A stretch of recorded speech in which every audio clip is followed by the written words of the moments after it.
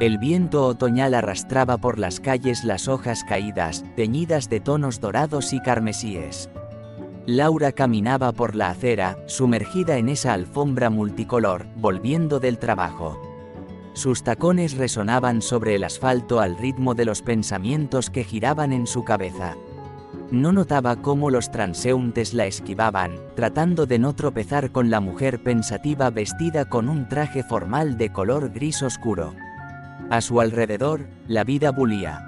Madres jóvenes empujaban cochecitos de bebé, apresurándose a llegar a casa antes de que empezara el fresco de la tarde, los escolares con mochilas a cuestas discutían animadamente, las parejas mayores paseaban despacio, disfrutando de los últimos días cálidos antes de la llegada del invierno. Pero Laura parecía flotar a través de ese flujo humano, sumergida en sus propios pensamientos. De repente, el teléfono en su bolsillo vibró, sacándola de sus reflexiones. En la pantalla apareció el nombre de su madre. Laura frunció el ceño, su madre rara vez la llamaba a esa hora. «Hija, ven rápido. Tenemos un problema». La voz de Carmen se quebraba y contenía sollozos. «Clara, ella ha muerto. Se emborrachó y se quedó dormida en un banco del parque. Y en la calle hacía frío». Laura se quedó paralizada en medio de la acera, incapaz de creer lo que había oído. La gente pasaba a toda prisa, pero para ella el tiempo se detuvo. En su mente se arremolinaron recuerdos de su hermana, tan hermosa, brillante y tan irresponsable. Clara, con sus ojos verdes traviesos y su cara llena de pecas, así era de niña, tan radiante como un rayo de sol, la preferida de los padres y la favorita de todos. «Mamá, ¿estás segura?», finalmente logró decir Laura, sintiendo un nudo en la garganta. «Sí, querida, nos llamó la policía.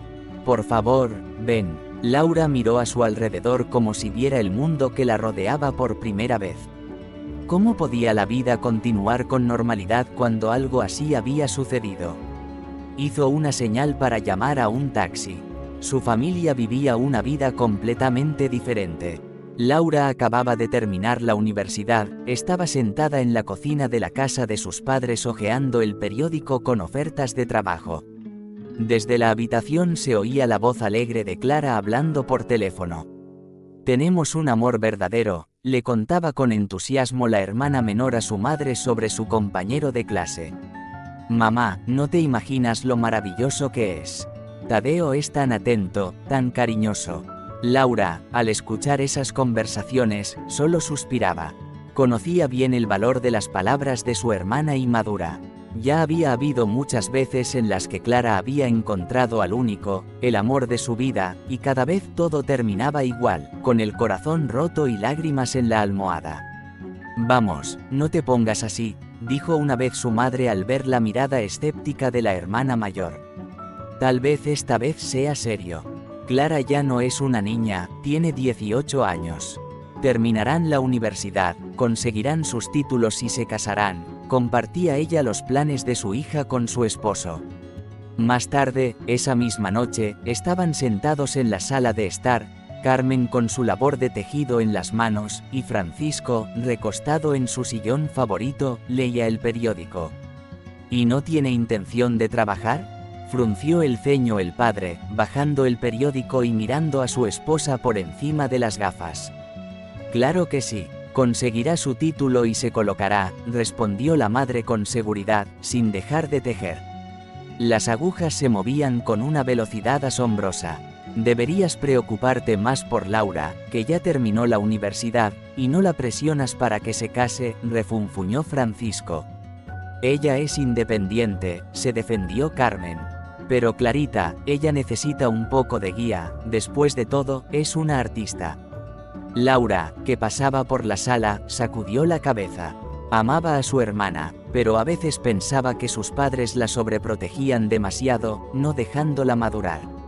Pero la vida tenía otros planes. Pronto Clara dejó a sus padres perplejos con la noticia de su embarazo.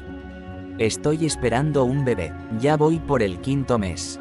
«Sorpresa», le anunció al teléfono a su asombrada madre y se echó a reír.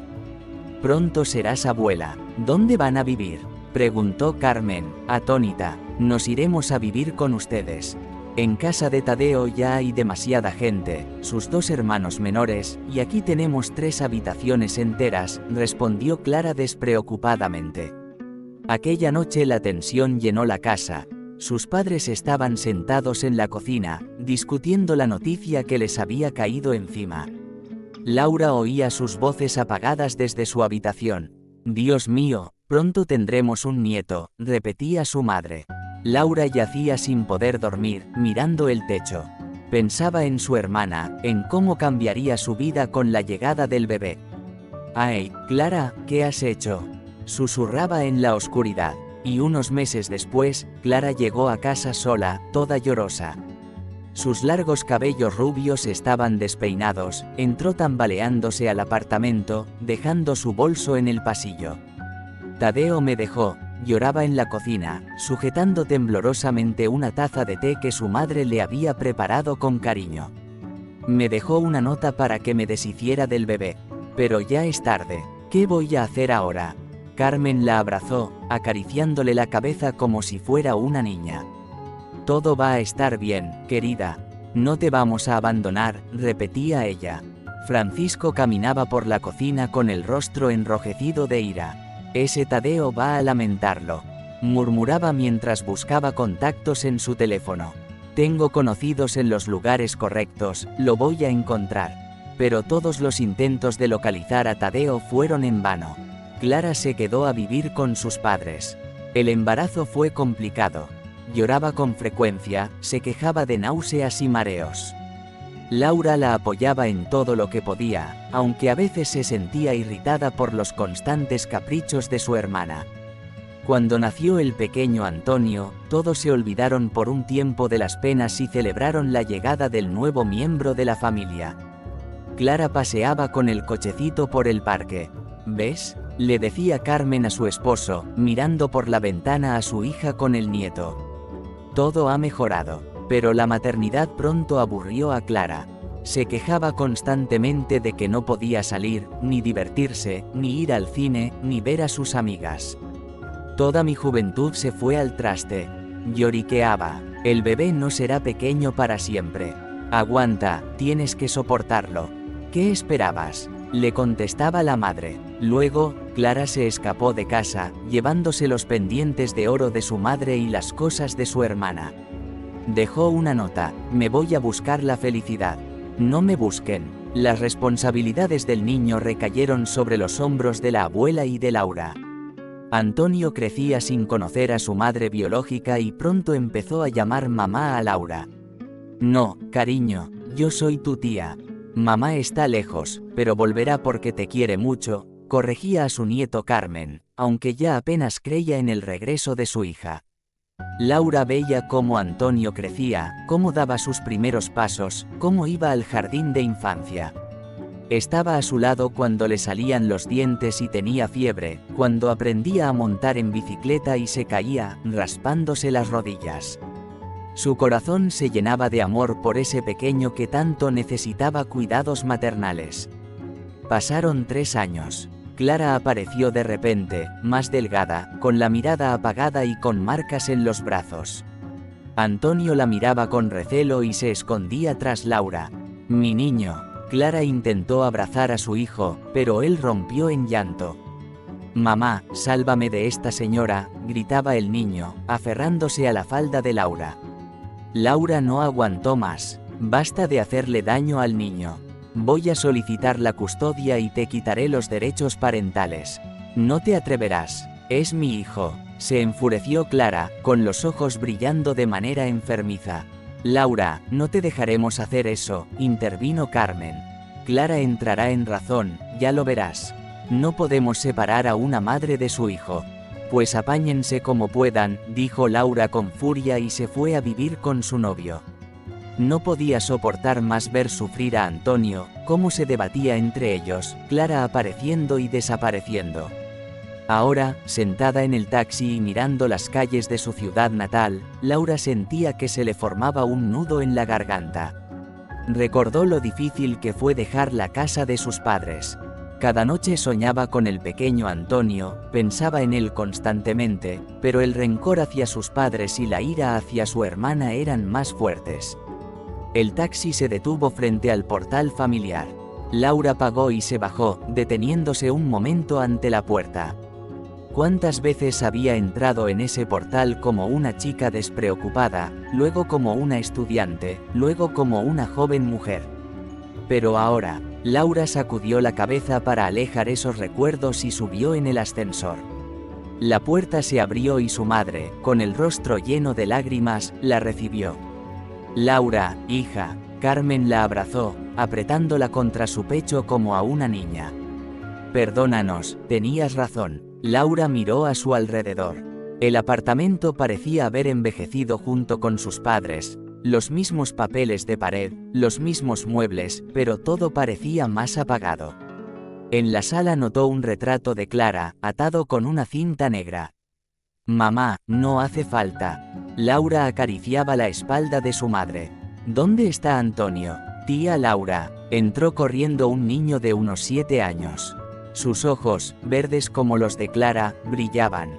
Sus cabellos rubios y despeinados apuntaban en todas direcciones. Tenía una marca de almohada en la mejilla, como si acabara de despertar. ¿Volviste? Laura se arrodilló y abrazó fuertemente a su sobrino. Olía a champú infantil y a algo indefinidamente familiar. Las lágrimas que había contenido durante todo el trayecto empezaron a brotar de sus ojos. Perdóname, cariño, nunca más te dejaré, susurraba, cubriendo su carita con besos. Antonio le secó las mejillas húmedas con la mano. No llores, Laura, tú eres fuerte, tú nunca lloras. Laura sonrió con esfuerzo. A veces, hasta los fuertes lloran, mi amor. Esa noche, cuando Antonio se durmió, toda la familia se reunió en la cocina.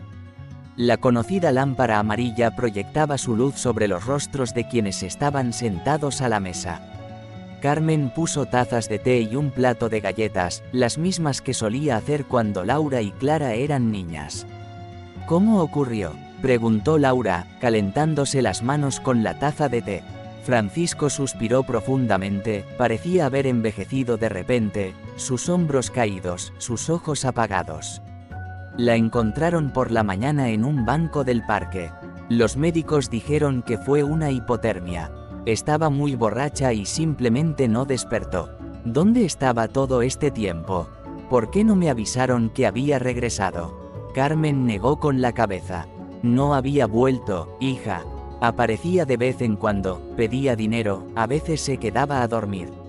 Intentamos ayudarla, pero no quería escuchar. Decía que su vida estaba arruinada, que todavía era joven y quería vivir para ella misma. Intenté conseguirle trabajo, agregó el padre, pero no duró ni una semana. Decía que eso no era para ella, que se merecía algo mejor. Laura escuchaba a sus padres y sentía cómo una ola de amargura y arrepentimiento crecía en su interior. Quizás, si no se hubiera ido en aquel entonces, si hubiera insistido en su decisión. ¿Y tú dónde estás ahora, hija?, preguntó de repente su madre. Laura contó que se había divorciado de su esposo y que ahora vivía sola. Él no quería hijos, explicó. Decía que yo estaba demasiado apegada a Antonio, que debía olvidarme de él y comenzar una nueva vida. Pero no pude. Hija, ven a vivir con nosotros, le ofreció Carmen, cubriendo con su mano la de Laura. Antonio necesita una madre, y tú eres la más cercana para él. Y a nosotros no nos vendría mal la ayuda, como ves, ya estamos mayores. Laura levantó la mirada hacia sus padres. Cuánto los había extrañado todos esos años, cuántas veces quiso llamar, ir a verlos, pero su orgullo no se lo permitía. Está bien, asintió, me mudaré. Han pasado 2 años. Laura estaba sentada en un cómodo sillón en la sala de su nueva casa. La habitación espaciosa y luminosa estaba decorada con buen gusto. Laura siempre había sabido crear un hogar acogedor. En las paredes colgaban fotos, Antonio en su primera bicicleta, ellos haciendo un muñeco de nieve, un retrato familiar, Laura, su esposo Álvaro y Antonio en medio. En su regazo, Laura tenía un álbum de fotos antiguo, que hojeaba lentamente, recordando el pasado y pensando en el presente.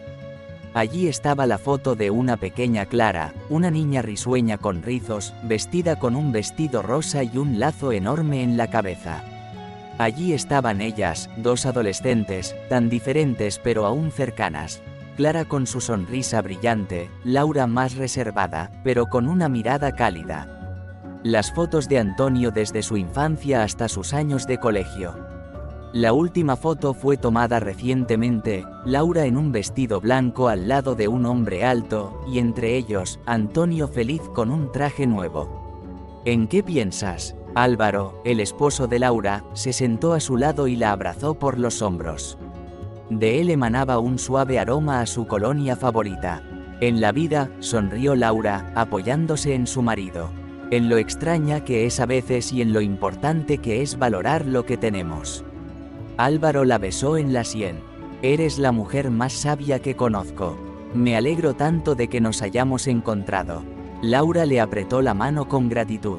Recordó cómo conoció a Álvaro en una reunión de padres en la escuela de Antonio. Él era un padre soltero que criaba a su hija. Empezaron a hablar, descubrieron muchas cosas en común y pronto ya no podían imaginar la vida el uno sin el otro. En ese momento, Antonio entró corriendo en la habitación. Mamá, papá, vengan rápido. Rex ha encontrado un erizo en el jardín. Laura dejó el álbum a un lado y se levantó. Vamos, hijo, tomó la mano de Antonio.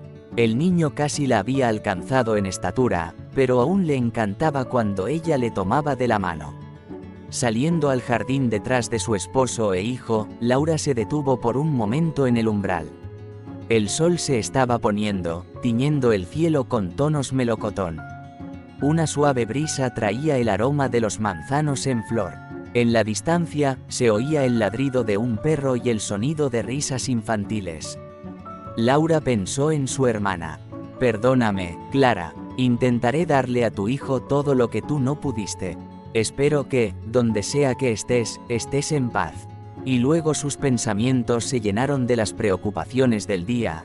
Tenía que ver al erizo, preparar la cena, revisar las tareas de Antonio y no olvidar llamar a sus padres.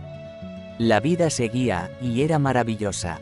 Laura respiró hondo, llenando sus pulmones con el aire fresco de la tarde, y dio un paso hacia el jardín, donde la esperaba su familia. Su verdadera familia, la que había encontrado tras tantas pérdidas y pruebas, y sabía que nunca más dejaría escapar su felicidad.